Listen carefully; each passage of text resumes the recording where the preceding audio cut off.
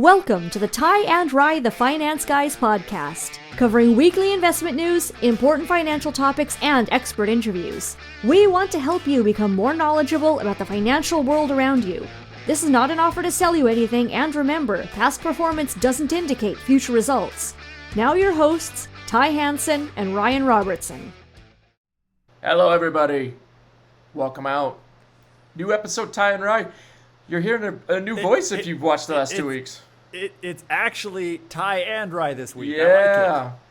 Welcome, Rye. I'm a true Islander now, Ty. They've accepted me into their culture. Have you been living the Mahalo life, Ryan? Man, I like it, buddy. Hawaii is the best place on earth.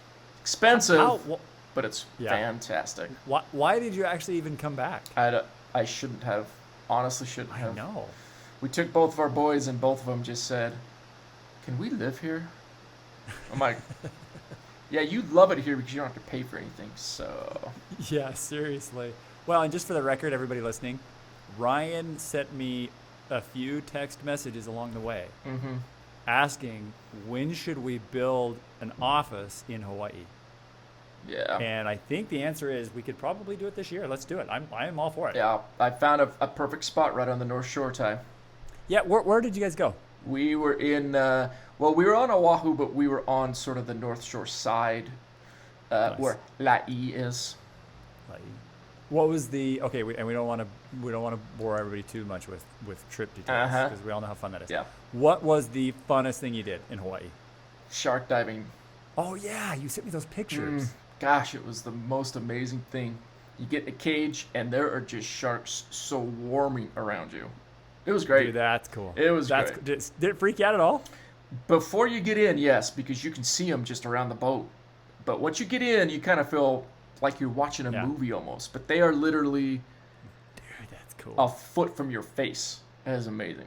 Dude, that's so cool. And we saw a couple turtles. That was cool. Snorkeling. Yeah, when we went to Hawaii earlier in the year, we saw some cool turtles and dolphins. That stuff's rad. Yeah, I know.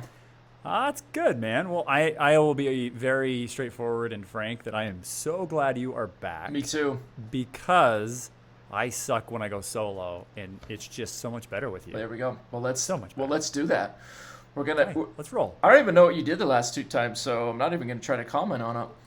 Oh, I wouldn't. It was boring. It was deep. I was like calculating Sharpe ratios on air. Perfect. They're like, what the hell are you talking about, dude? Yeah. Yeah. So it's good.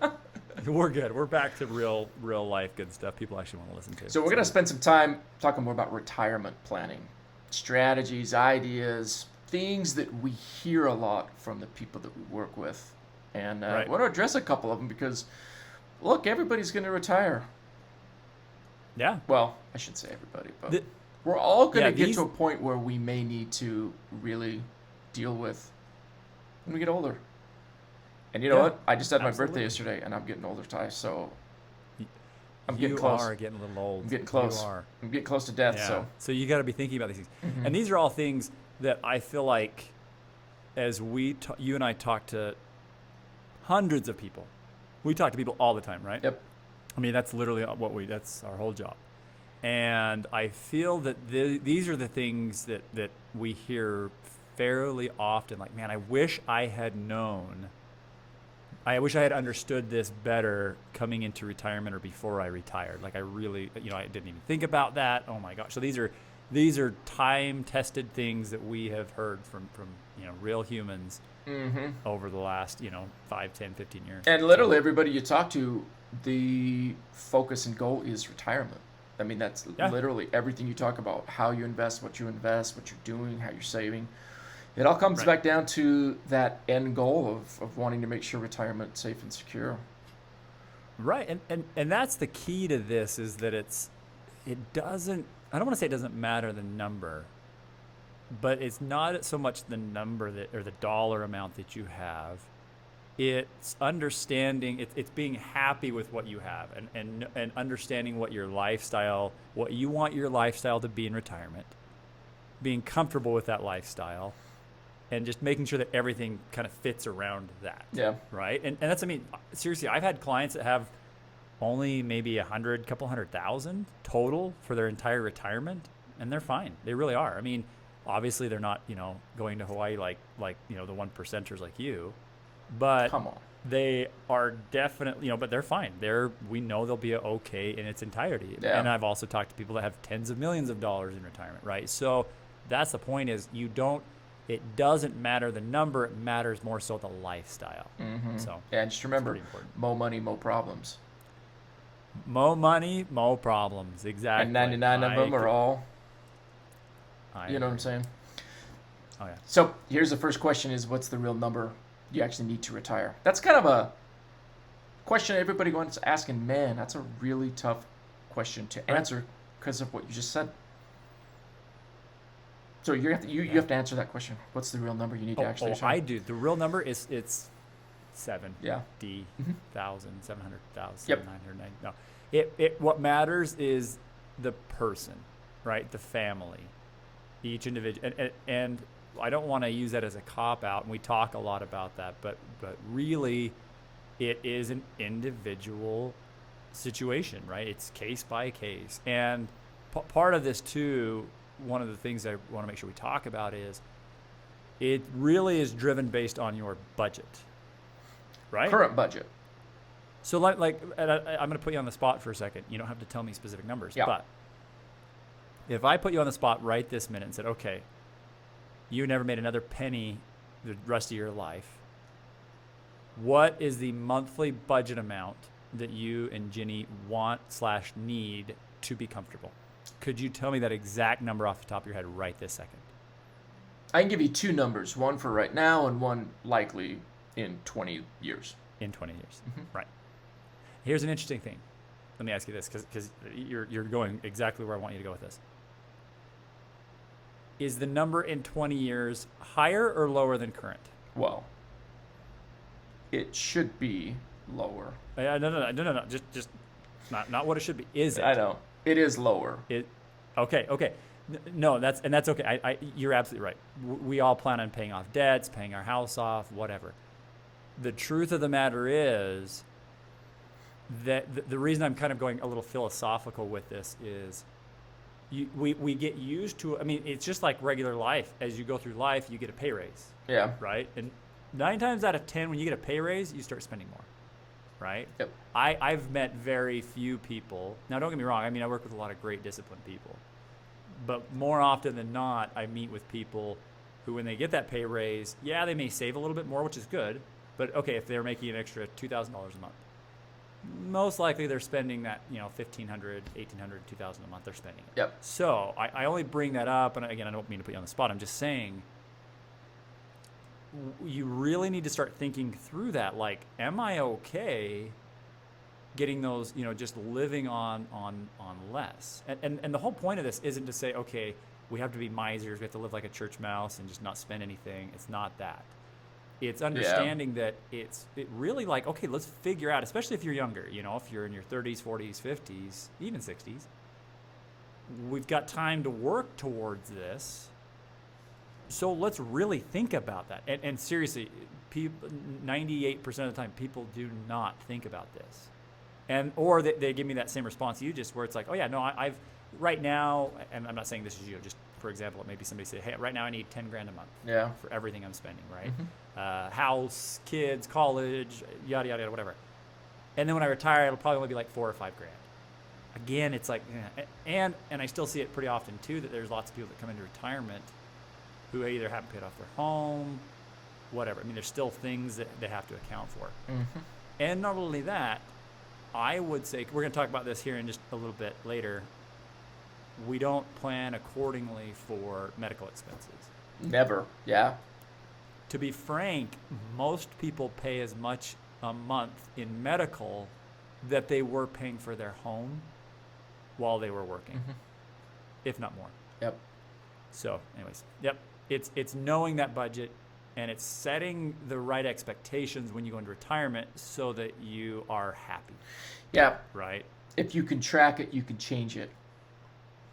I like it. Now, I like it. This is the thing too. We've talked about this. I don't know how many conversations we've had, but Too many. building a good financial plan is just, it's actually very, very cool when you put together a really nice financial plan with somebody, because Yep.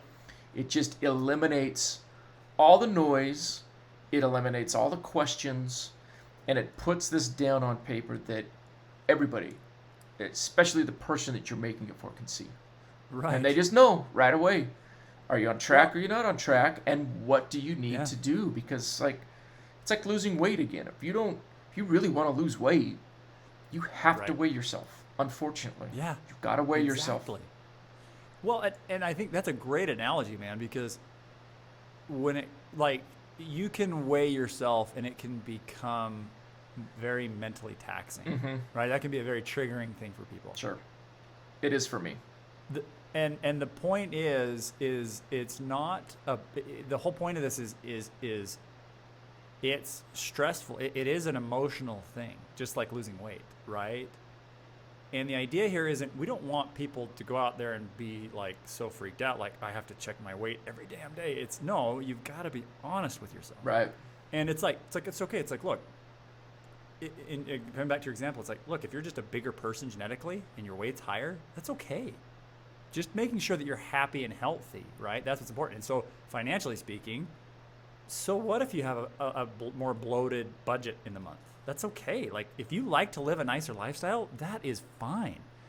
It's making sure that you can support that more bloated lifestyle. And if not, like, okay, it's like, look, if what you have saved isn't going to equate to a higher luxury lifestyle when you retire, then it's adjusting along the way, right? It's like saying, okay, well, then either I need to really work about saving more now, or I need to maybe adjust my expectations, right? So that is a good example. In fact, you and I, there was one of our clients you were building that plan for, and as we kind of got to it, she had said, hey, I want X number of dollars every month, and unfortunately we were like, right, we had to kind of tone that number down a little bit. Yeah. Or it was like, look, or you don't have to keep working your same job, but as long as you're working something part-time. And nobody likes to hear that, but at the same time, it's like, again, we had to have that kind of come to Jesus with her. Well, that's the thing, is it's that it puts it down and at least allows you to be accountable to make choices with it now. Because if you don't know what the rules are, you can't really make choices. You're just floating. So like this person you're talking about, she's like, oh, okay, well, I can actually, because she's a nurse, I actually can, take part-time gigs here and there. Right. And I can earn an extra $1,500 a month doing that, and I actually like that, and it's not too bad. I can do that for a while. You plug that number in, and it actually then solves the problem. But before we did the plan, she didn't know what she needed. Exactly. She had no idea. So we started plugging that in. She's like, oh, okay, well, I can do that. So now she's accountable. She's empowered to make that choice. So everybody needs to get one. I love that. You use the best word. You're empowered. That's really empowering. And that's the thing, like going back to the weight loss analogy, right? When you're empowered, when you know what's going on, it's so much easier to make better choices, because it's like, again, I think the same thing. My wife and I go through a financial plan all the time, and when we do, I catch myself over the next few weeks thinking, do I really want to spend, like it kind of makes me think more about bigger purchases. Yeah. You know what I mean? It's like, hey, I don't need to there you go. buy that something. Let me give you this. Yeah. Whenever we go on vacation with our kids when they were younger, now they're older and they have jobs, so they do whatever they want. When we were younger, we'd go on vacation. When you go to Disneyland, how often do your kids ask you, buy me this, buy me that, I want this, I want that? Yeah. And you have to say yes or no to those things? Or, here you go, here's $50, here's $100. Do what you want with it, whenever, however. Boy, the choices are very different about what they're willing to spend their own money on versus, hey, there's just a bottomless bank account that I can use. Oh, yeah, exactly. So our kids learn very early on that when we give them that, they're like, I don't want that lightsaber. It's too expensive. It's too expensive. I'm gonna get that one.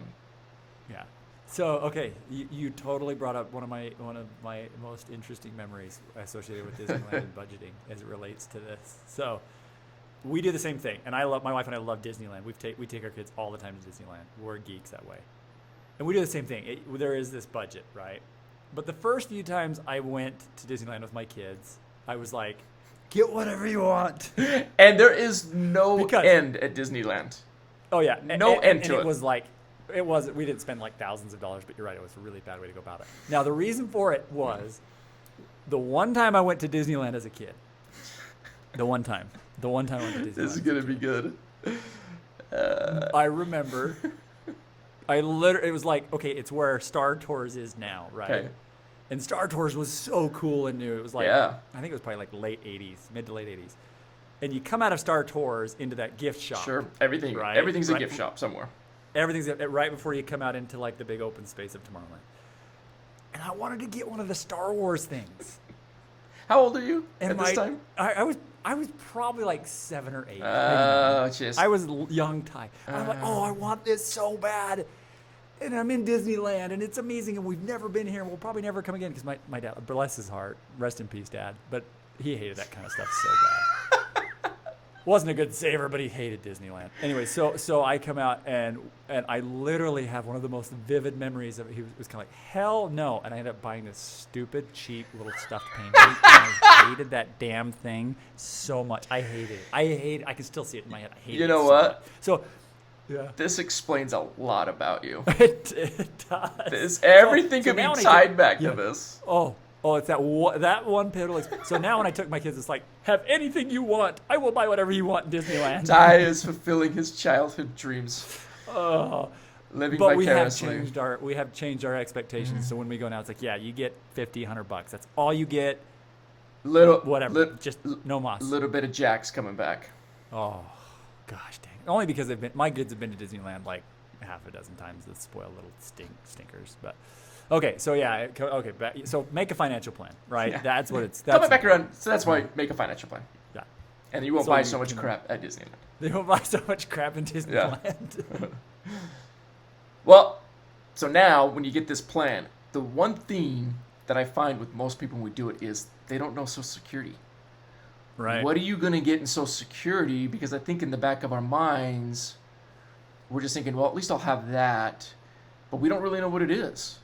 Most people haven't really gone through the process of figuring out how much are you really going to have in Social Security when you retire. Which, again, we also know, too, might even be less over the coming decades. So we got to prepare for that. Go listen to Social Insecurities, our previous podcast. Mm-hmm. Social Insecurities. Yeah. I like it. Mm-hmm. Yeah, no, you're absolutely right, dude. It's Social Security is, without a doubt, for most people, a backbone or bedrock of a financial plan. It is, right? Mm-hmm. And obviously it's great. If you've got other pensions, real estate, other cash flow, good savings, it's not as important. And that's the ideal situation. But for most people, it's going to be a part of it. And yes, you hit the nail on the head. 2032, 2033-ish, it's scheduled to kind of start scaling itself back. Yeah. Now we're starting to see, there's a lot of talk coming from Biden as of late about restructuring Social Security and kind of getting it funded. But it's going to be tough. It's like, do you want to put all your faith and credit in Social Security? That's a scary thing. Yeah. And there's also a way within that plan to optimize Social Security, right? Because you can take it at 62, basically at 67 or at 70. Yeah. Right. And depending on when you take it, obviously the longer you wait, the higher it is. Yeah. So interesting. You can go to ssa.gov and you can type in your information and find out approximately what you would get at those different ages. Right. So, and it's interesting too, you bring up the different ages you can bring it. So I just did a plan for a woman who wanted to take Social Security at 62. Right. She wants to retire at 62. Okay, let's do it at 62. So I ran two scenarios, one for 62 and one for 66. 66, nice. 10 months, 70, 67. Yeah.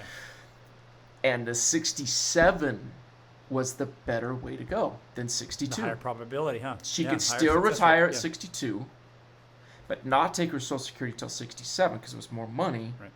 Right. So you would always think, yeah, let's take it at 62 because that's sooner. But no, you got to look at it differently. So tell us then, what do you do if that's the case? Because most people are thinking, I need cash flow. So what do you do in the meantime? Yeah. Well, so for her, she had enough in retirement and would have enough retirement at the time because of what she's saving in her 401k plan, how much she's doing now. Right. So for the next 10 years, if she continues down that course, between 62 and 67, she's going to have an annuity, which we're doing. Yeah. So that'll be part of her income then. Right. That'll bring her cash flow. Yep. And then she's going to basically bridge that gap with her retirement income. Right. Right? And then at 67, Social Security kicks in, and she doesn't have to take as much from her retirement account. See, and that is the key right there. You start to tie together assets that are growing, time value of money, different sources. You start kind of mixing and matching the pieces, and you're absolutely right. You don't always have to take Social Security first. You don't. Yeah. There's no problem with saying, hey, I'll take 2 or 3 years, 4 years, and just draw. Now, again, you've got to be you do have to be disciplined. Yeah. Right? But you got to be disciplined either way. If you're I love that you brought that up. That's perfect. That is so perfect because, and that's, so basically what Ryan and I do when we build a plan is there's this little meter, right? And it tells you the percentage of probability of success, right? And if we can kind of get that into 90% or above, you're golden. You're going to be okay in retirement. Yeah. And that's exactly what you just said. It's like we could map that out to say, okay, you take Social Security at 62 and it's a lower amount, or wait till 67 and we know you're going to draw so much out of the asset every year, just your cash sitting there in investment accounts. Yep. with accounting for taxes and accounting for inflation, you pull that out. Which of those two has the higher needle? Yeah. Right?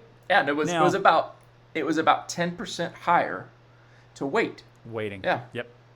And see, now again, that's awesome. Same thing came out, and I said, so it'll be better for you to do that. Now, we're going to monitor this all the way through the next 10 years. It may change. Right. But if this thing stay the same between 62 and 67, you can just say, well, you know what? Maybe I do get a part-time job. See, again, she's in the mindset where she's like, okay, now I'm in charge of this now. I can make the choices I want to make in this. Right. And she's like, I do want to retire at 62, but maybe I do something in between those years, so I'm not taking from my retirement account. So, yeah.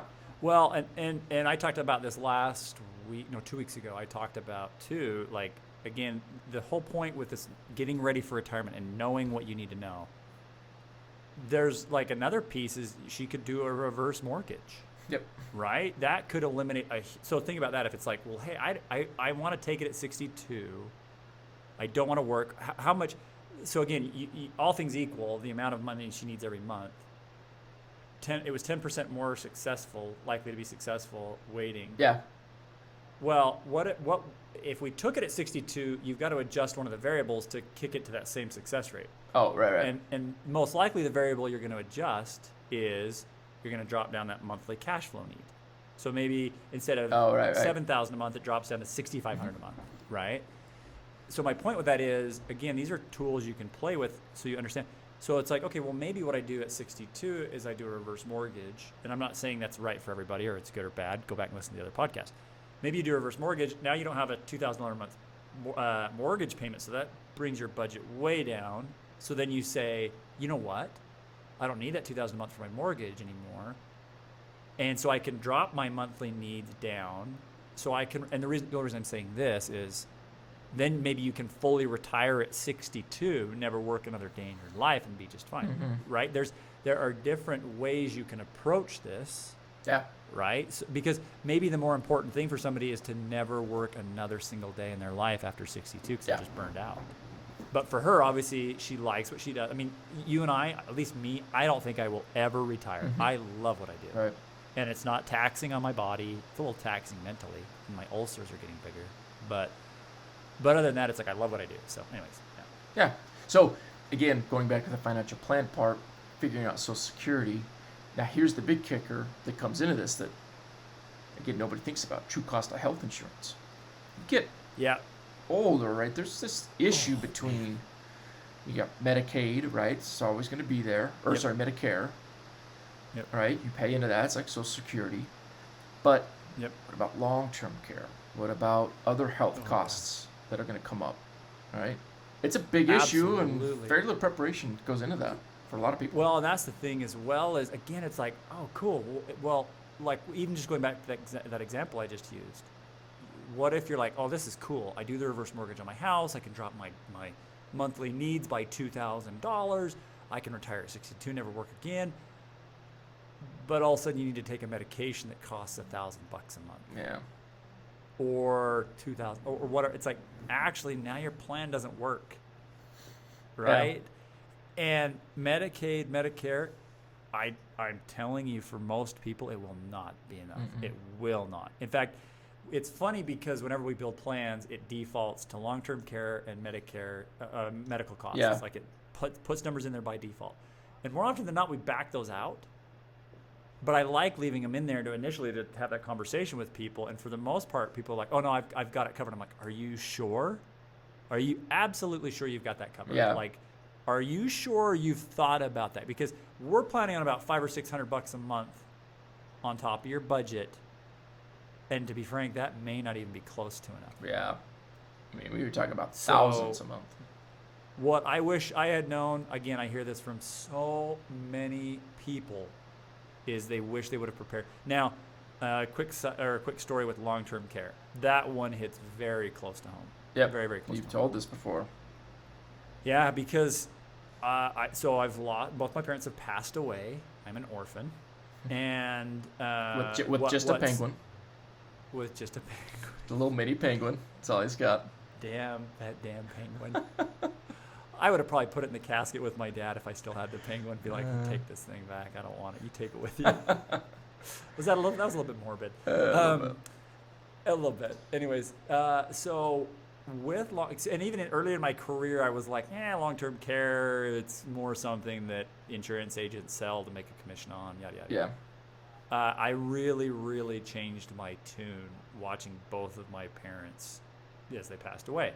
And for both of them, at 100%, like in fact, for my mother, I think the last 3 to 6 months of her life would have been better had there been more of an availability of long-term care. Because she was in a facility for a while. And we as siblings, we put in some monies for some of the long-term care. But you never want to ask that question, either for yourself or for your parents. You never want to be asking the question, do I get to stay at a really nice hotel or am I staying at a Motel 6? Yeah. Do you know what I mean? You do not want to, you don't want to be asking that question. Yeah, because at a Motel 6, your fridge is probably going to be like all icy because the thermostat. Oh, yeah. And there may be bullet holes. Maybe. Or blood stains. It's part of the attraction. Maybe. Or there may be drug deals going on just outside your door. Yeah. Right? Likely. Or they may make you do landscaping duty. To help pay. You just pulled landscaping duty. But yeah, this idea of long-term care, you bring it up. It's just, all insurance is sort of like this. It's like, I don't want to pay it. But when you need it, I mean, it's just, it's invaluable. Well, the nice thing too with long-term care, not to selfishly plug annuities, there's ways that you can actually build your long-term care into an actual annuity as well, which kind of kills two birds with one stone. It's not quite as effective or as more bang for the buck if you just buy a standalone long-term care policy. Mm-hmm. But yeah, there are other ways you can look at building this. The point is, you have got to think about healthcare, and you absolutely. I would say of the 3 people listening to our podcast right now, 2 of those 3 people, absolutely, either them or their spouse, absolutely. I would bet $1 million on the fact that you will need long-term care. Yeah. Nate, if you're listening. So, yeah, Nate, get long-term care. Yeah. He better get it. I don't want him putting Allison in some crappy home. I know. If he puts his wife into a home, I tell you what. She doesn't deserve it. Nate, no. Don't be stingy, Nate. Nate does, but Allison doesn't. So. Yeah. Okay, long-term care, you can get a policy for it. So get a policy. Get it. One other thing, estate plans. This is something that I think very few people think about until it gets late too. Right. You know? Dude, my dad literally, like, I had asked him for years, like, just build the stinking trust. Not because I was greedy and wanted it, but I'm like, there are so many pieces of it. And he's like, well, I don't have much money. My parents were terrible with their retirement. Mm. I'm like, no, but there's still so many things you're not thinking about. But who got the table saw? So at that point there wasn't a table saw, but I actually ended up with a lot of tools because earlier in life, my brother, just older than me, Jim, he actually got a lot of tools from my dad. He got a lot of the tools. So when Dad died, it's like I kind of got the scraps that were left over. So it's still kind of a little bit of contention between me and Jim. Jim's a woodworker like you. Jim actually has a full-blown wood shop. I'm jealous. But this is exactly the point, though, dude. This is exactly the point. Is there are the trusts and wills, like there's a will alone is not enough. You want a will and a trust to be built together, and if nothing else, when you've got your favorite, one of your daughters wants the china, or like even the wedding, like the rings that my parents had. We didn't want rings to sell them, but the value, right? And for my dad was a very big hunter, and so like different guns that my dad had were really important, right? Like he had a beautiful Benelli shotgun, and I'm like, that has meaning to me, right? And so anyway, so Dad finally put I kid you not, and there was actually, my dad had remarried, so there was a stepmother involved too. So it's like, with divorce and death and remarriages too, it's even more important to have this trust and will. Not only, I mean, to keep your kids happy and not from a monetary standpoint, but keep their relationships after you pass away. Yeah, that's a big We're talking one. like tax savings, huge tax savings if you structure your estate correctly. Yeah, don't have the Ron Swanson will on a piece of paper. Well, I don't remember the Ron Swanson will. Oh, on a piece of, on a piece of paper. And it's something about the animal that kills me. Do you know what actually is a really good example of what we're talking about is the movie Knives Out. Yeah. Did you ever see Knives Out? Good so show. good. Yeah, pretty good. One of Daniel Craig's best movies ever. Love it. But that's exactly what you want to be cautious of. You don't want your estate getting all messed up along the way. Yep, So. I've experienced one of these, not my direct family, but my in-laws' family with that, and it was more than just interesting. About what went on in that process, and really how it affected relationships moving forward. It's still talked about. It's been 20 years. It is still talked about. Yeah. So, well, very important. And seriously, you bring up a great point. It's all about relationships, and you're absolutely like, my siblings and I are super close. We're very, very close. And in fact, we're all getting together for Thanksgiving dinner. It'll be really fun. It'll be a lot of fun COVID discussions at Thanksgiving dinner. We're really close. But even then, there were still some frustrations based on the fact that I'm like, and I'm not kidding you, and I'm not trying to say I pat myself on the back, but I'm like, for 2 years before my dad passed, I'm like, Dad, come on. You've got to address this. You've got to put this together. You've got to do this. And certain things he didn't. And it sucks. So. Yeah, it does. The other piece with that too is, and we'll just take a quick second, is the medical directive too, right?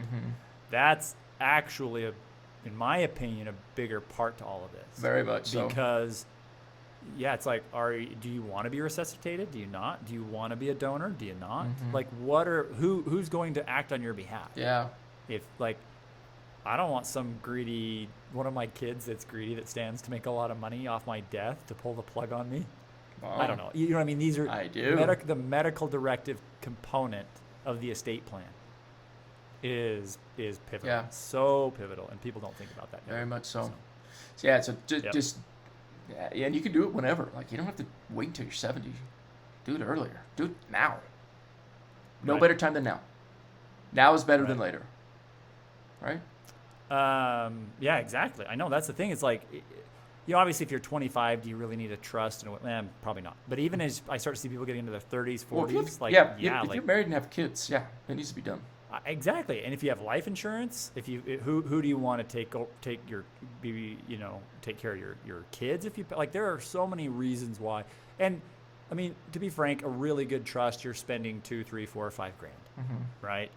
But there's no reason why you can't go out, spend $300 to $500 and really kind of get it's cheapy, right? It's the Walmart version of a trust and a will, but that's better than nothing. It really is. So get something in place. That's the point. Yeah. So. Well, do you want to address the last one? What do you do in retirement? I don't know. So I mean, you say we're not gonna retire. We're just gonna work. well, I will. You don't have to. You can. Well, I'm just saying you don't really know that, Ty. That is You're true. 25, That is 30 years from that. I'm only That is 5 true. years from it, but people don't know it. I'm like 65. You don't look 60. My knees have a different story. They feel like That they're is 65. true. It's all that aggressive pickleballing that you do that has destroyed your. Oh, I knees. destroyed my knee Monday, So- just barely. Oh, again? Again. Oh, damn. Thought man. I'd rehabbed it. It's not. I'm hobbling around again. Oh, that sucks, dude. So. You got to be careful with that. For the record, Ryan is a hell of a pickleball player. Really? so You've never seen me be play? careful. Oh, whatever. But Jeannie tells me. But I he am is. pretty good. You're pretty damn good. So this last point, it's this philosophy. It comes all the way back around full circle, and I want to end with this thought. Because Getting I philosophical. Look at, This is Ty. This is the sage. Here we go. Go, Ty.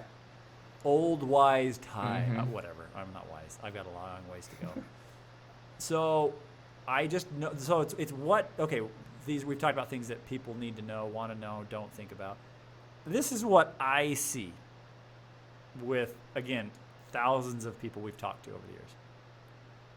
What I see is the happiest retirees that I see. It's not, well, I should, obviously, it's like if you've got enough money and you know you're going to be okay, that brings some peace. It does. I won't discount that. But the thing I notice that where I see the happiest people actually, when they retire, they keep working and they stay engaged. Yep. Not because they have to, but because they want to. Yep. Right? In fact, I love Lauren's one of our best friends and one of my favorite people I get to work with. And Lauren, he's doing probably better in retirement than he did while he was working. And he's doing what he loves, right? And that's the thing is, again, it's the philosophical build out or makeup of retirement, right? It's being happy with what your budget is when we build the plan out. And then it's when you're retiring, it's not just sitting at home, reading a book or watching. It's like it's being engaged. It's being able to do the things in life you want to do. Be with family, grandkids, all that. But seriously, I would say that you need to build your retirement so that you can keep doing. Now, obviously, I get it. Sometimes health doesn't work, and Sure. there's so many different conditions. Sure. But plan on, and I don't want to say work, like don't get a paycheck, but plan on doing something that you want in retirement and staying engaged. The people I see that do that, A, they keep making money, and that's a good thing. And B, they are some of the happiest people I know because they are so engaged in life. Yeah. So anyways, that's just the last little nugget that I've... Well, humans are social animals. They need interactions. Right? Yes, I mean, they do. obviously I don't, but Yes, they most people do. Perfect. There you go. That's Ty's philosophy. We need to come up with a name for I'm going to think about a name for I like Ty's retirement philosophy.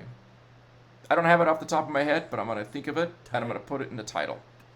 Almost like, what was the thing with Stuart Smalley or Jack Handy? What is like Deep Thoughts by Jack Handy? Deep Thoughts by Jack Handy. Yeah, something like that. Man, go back and watch those. Those are some... You're good enough. You're smart enough. that's- and doggone it, people like Yep, you. that's the Al Franken one. That's Stuart Smalley, right? No, yeah, it is Stuart Smalley. And the Yeah. best one that they did with Stuart Smalley was with Michael Jordan. When he made Michael Jordan. remember that Oh, one. you gotta watch. This is funny. He's like, I'm good enough. I'm Okay. smart enough. And doggone it, people like me. It's Michael Jordan. Okay, sure. It's pretty good. And That because is Jordan's good. just like, I don't think I have a problem with that. And he's like, everybody does. Problem with that. I think everybody does. So we made him say it to himself in the mirror. Everybody does. It's pretty good. So good. Yeah. So there you go. I'm so glad you're back, man. It's good to have you back. Yeah, it's good to be back, Ty. It's good to be back. There's Ty's retirement philosophy. Yep. We got the actual, budgets, financial plan, Social Security, all the extremely fun things. But hey, just do these things and you'll feel a lot better. Promise. Just like if you eat, Absolutely. just like if you eat healthy, you don't like it all the time, but you're definitely gonna feel better. I agree. No, I agree. Don't have a Coke 3 times a day, and don't eat sausage McMuffins for breakfast every day. It's the egg McMuffin with the regular ham, not sausage. Oof. Hey, it's delicious. I tell you. I'm still running a lot of miles a week. Well, there you go. Good. You can do that too. As my knees hold out. Yeah. So. Perfect. Okay, buddy. I'm glad you're back. I missed you. Thanks, Ty. All of us in podcast world missed you. Yeah. We really. I hear you. So. Hey, thanks, man. Appreciate it, everybody. Okay. Appreciate your time. We'll see everyone next week again. Thanks, Ty. Hey, thanks for listening to the Ty and Rye, the Finance Guys podcast today. If you like what you heard, go ahead and hit subscribe. That way you won't miss any future episodes. Also, follow us on Instagram, Twitter, Facebook, Ty and Rye Podcast. Also, check us out at myprosperteam.com. Thanks. We will see you next week.